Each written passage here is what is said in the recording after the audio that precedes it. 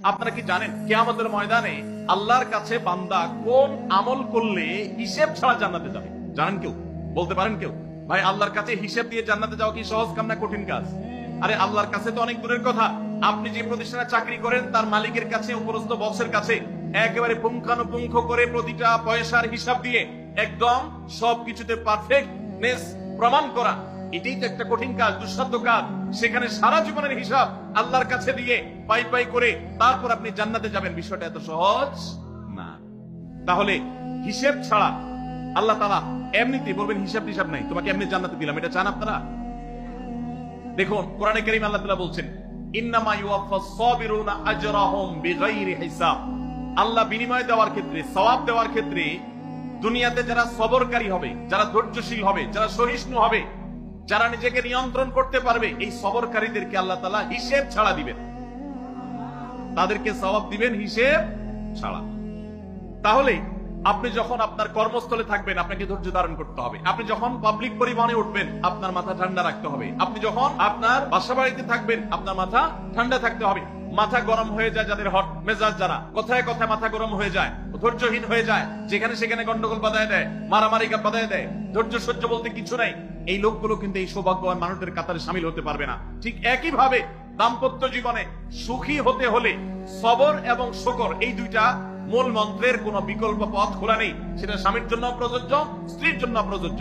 স্বামী হিসেবে আপনি স্ত্রী অনেক অনিয়মতা দেখতে পাবেন, অনেক কিছু দেখতে পাবেন, আপনার আকাঙ্ক্ষা, আপনার চাহিদা, প্রত্যাশার বিপরীত আপনাকে সবর করতে হবে। ভাইরা আমার, আমাদের প্রিয় নবী সাল্লাল্লাহু আলাইহি ওয়াসাল্লামের দাম্পত্য জীবনে কিন্তু টুনটান সমস্যা হয়েছে। আপনারা মনে করতে পারেন নবী সাল্লাল্লাহু আলাইহি ওয়াসাল্লামের ঘর, ওনার স্ত্রীগণ সাহাবী, তারা উম্মুল মুমিনিন আমাদের মা, এত মর্যাদাবান মানুষ তারা, তাদের আবার ঝামেলা হয়েছে।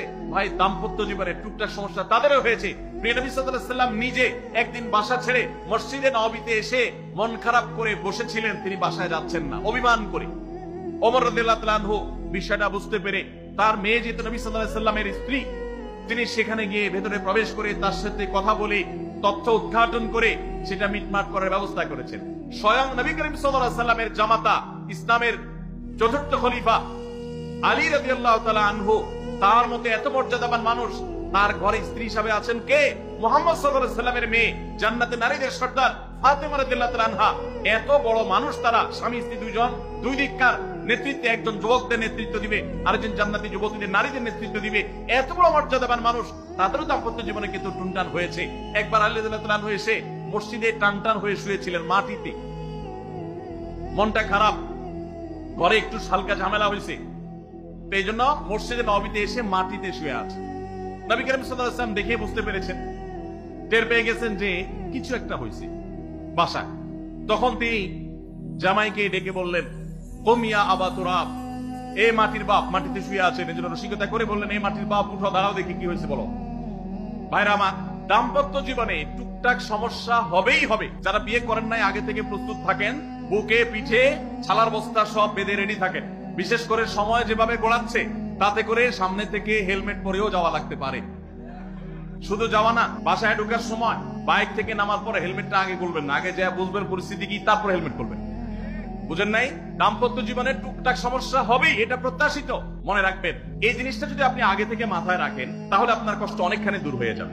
আমরা অনেকে আকাশ থেকে নেমে পড়ি, কি বলে, এত বড় সাহস, এই কথা বলতে পারে কেন? ভাই আশ্চর্য হচ্ছেন কেন? এর চেয়ে বেশি কথা বলতে পারে, মাথা বাড়ি মারছে, আরে ভাই ছুরি মার নাই, যে শুকর আদায় করে।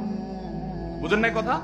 একই কথা বোনদের জন্য প্রযোজ্য। আমার মা বোন যারা শুনছেন তাদেরকেও বলছি, আপনার স্বামীর একটা কথা শুনে আপনি আকাশ থেকে নেমে পড়ছেন, আকাশ ভেঙে পড়ছে মাথার উপরে, কি এটা বললো সে, আপনি ডিপ্রেসড হয়ে যাচ্ছেন। আরে বোন, ডিপ্রেসড হচ্ছেন কেন? এটা কেন?